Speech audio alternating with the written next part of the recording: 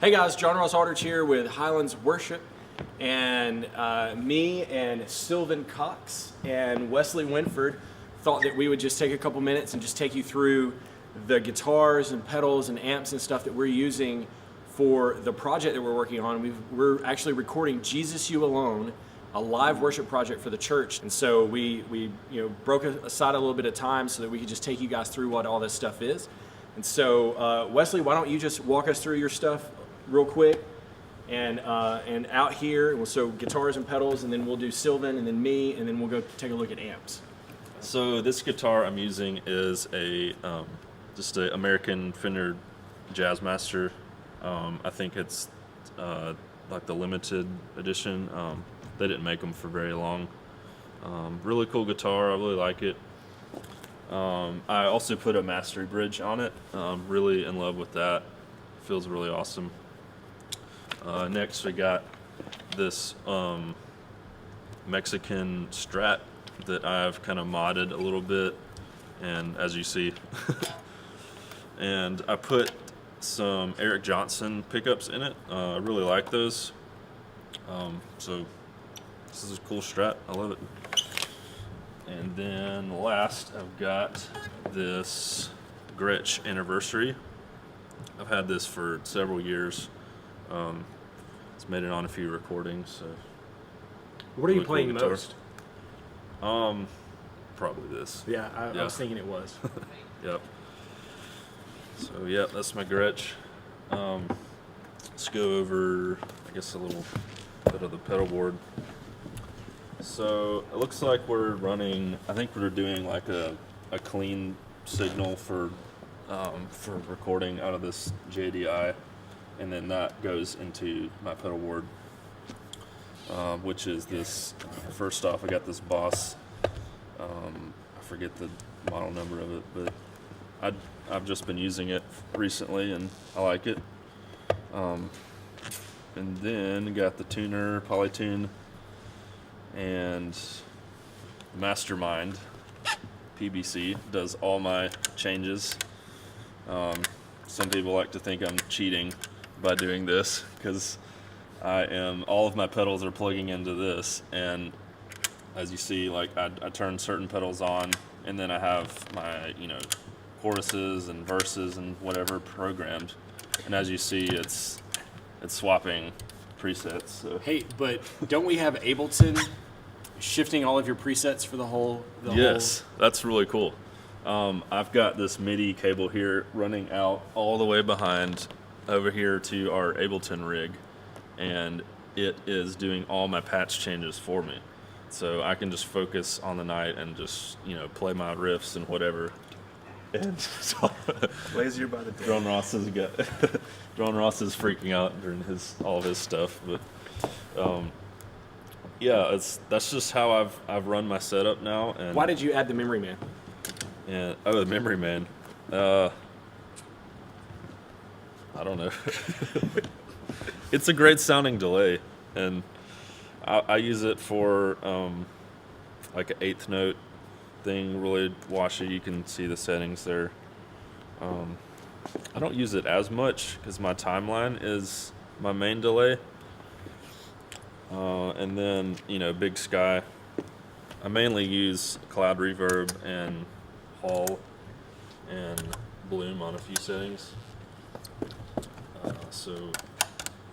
And then the Line 6 M5. It's got all my modulations, and I use a filter on a few songs. Like on Shepherd, I do a filter on the intro to the beginning of the night, the first song. And that sounds really good. I like that a lot. That's fun. And then like on Joy and Expression, I'm using like a pretty thick chorus sound. And then, some of the other pedals are the Pog 2 I use got a couple presets, like a high octave, a low octave, and then a mixture of both. And then I just, flip the presets. Unfortunately, this doesn't have MIDI on it, but I have heard people that have modded these, so maybe I'll do that one day, where I can flip presets with the Mastermind. So that'd be awesome. Cheating even more. Cheating even more. Hey, so let's look at Silven's rig. Yes, my super in-depth, complex rig.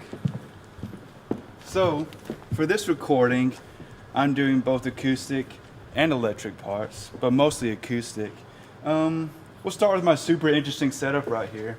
I just kind of stripped it down for the purposes of this recording to kind of the meat and potatoes of what I need. So as you can see, we have the RC booster, and the way I approach preamp style pedals like this guy is I like to change the EQ a lot as I'm playing on the fly almost according to the part. Like for example, on a song called Joy, I have the treble up a little bit less low end because there's a lot going on in that song as far as synths and stuff go. So that helps it pop out a little bit more. And like on another song, I'm doing more rhythm stuff, and so I'll back off the treble and up the bass to make it a bit more thick. And yeah, I mean, honestly, I could do a lot of gigs and services with just this little setup. I just kind of threw it together. And by the way, cool story, this is a cutting board from Target. I think it was like $8. So I asked my wife, hey, do we have anything that I can use? And I just saw this in the cover. She said, sure, go ahead, why not? And yeah, and That's awesome. You want to show us your awesome amp? yes. Is it loud? Yes, it's extremely loud. I usually can't even mic it, it's so loud, unfortunately. But yes, for this recording, I decided to go with the Kemper because the other guys, they're already both doing stereo setups. And so we just couldn't really physically put an amp anywhere else. And so I decided, hey, this will work. And it gives Luke, our front of house guy, a nice, clean, direct signal to work with.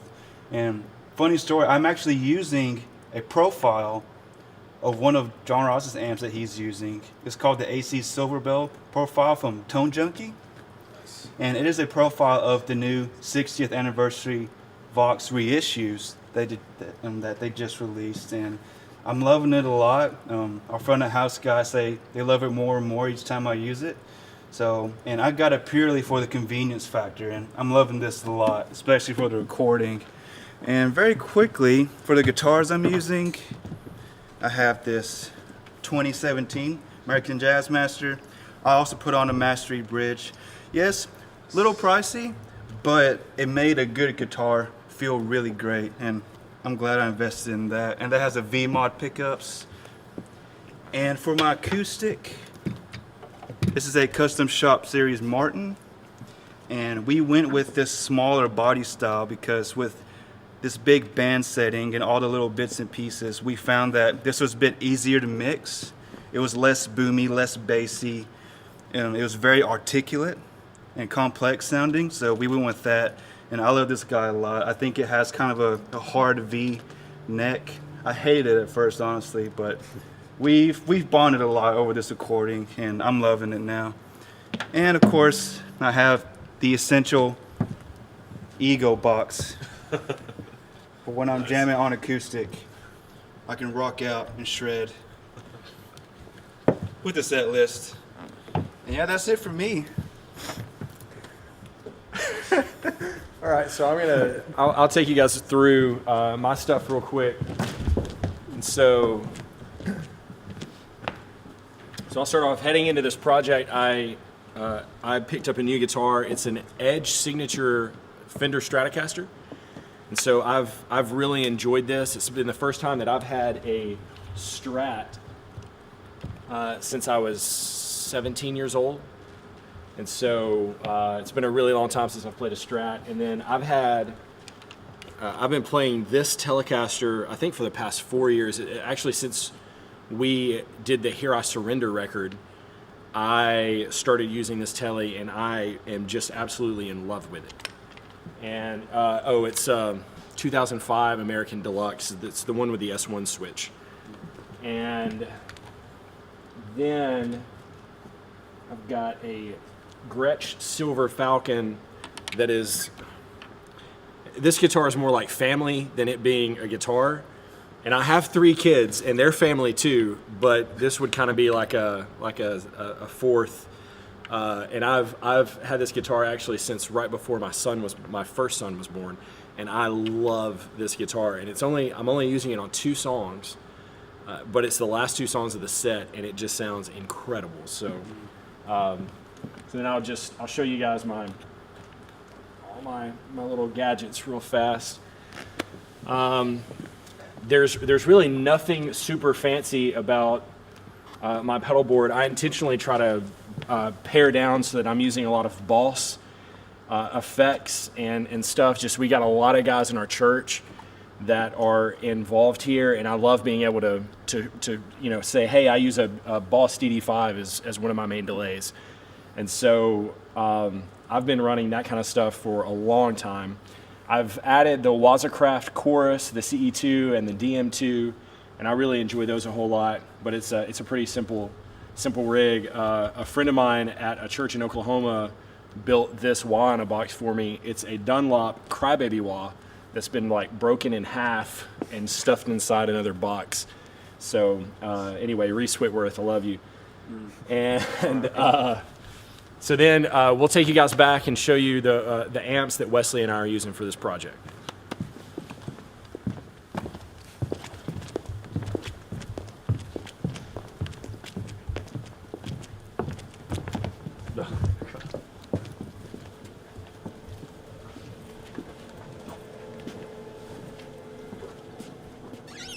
So these are my amps that I'm running. They are 2 British Vox AC30s. This one is a 95, that one is a 93. I've had the 93 for longer and got this one a few years ago. So I'm running true stereo, so I'm splitting out all my effects through this 2 amps. Normally we would run mono for services, and this would be the other guitar player's cabinet, but I'm using both of these just because I don't know. I do this more than John Ross, so I decided to take it, steal it before he got the chance to. Yeah, well. Okay, real fast. I want to turn this one off. The unfortunate thing about if you're playing on this side of the stage is you can't, it's hard to get up there. So I've made this so I can remember which side to flip off the amp, because several times I've come in here and think my amp was on and I had to switch the other way. So heading into this project, our front of house engineer Luke Vogel wanted to experiment with using SM58s for all the electric guitar amps, and we've actually really enjoyed it. And I don't know what he's digging out of it, but they sound really good in our ears, and he seems really happy where he's sitting, and so it's worked. But for Wesley, we've got it paired with 2 Royer 121s, and now we'll take it. Oh, well, while we're here, let's just. These are actually the shoes that Wesley's going to use for the recording. Actually, no. I'm the ones I'm wearing now. Oh, when did that happen? Oh, gosh, man. Oh, man. Okay, so let's take you to my amps now. Okay, so I'm going to show you the amps I'm using. So I've been a part of Church of the Highlands for 14 years, and I've had the amazing privilege of being part of several of the projects that we've done. And so dating back to early Highlands, we've had a history of using very interesting rooms for recording guitars.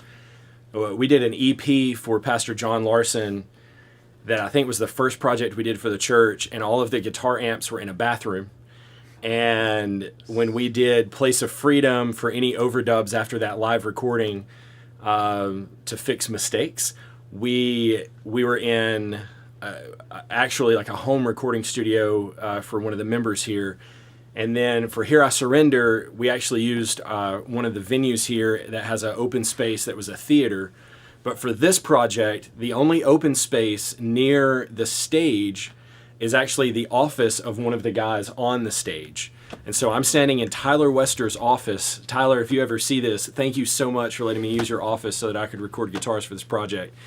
And we've put 2 AC30s in here. So the first one that Silven was talking about. So this is a 60th anniversary hand-wired British AC30, and this actually just came in a couple weeks ago, and I love it. It's the first Vox that I've played in a long time that I plugged in and instantly was like, wow, that's amazing.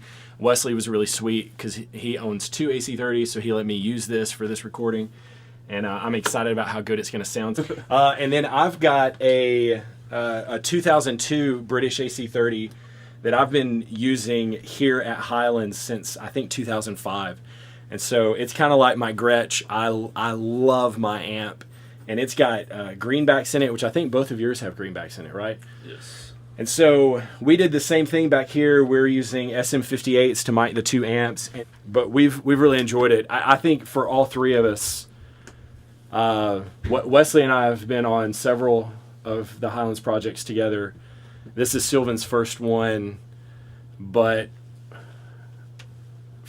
I think for Wesley and I, there's something special that's been going on with this project.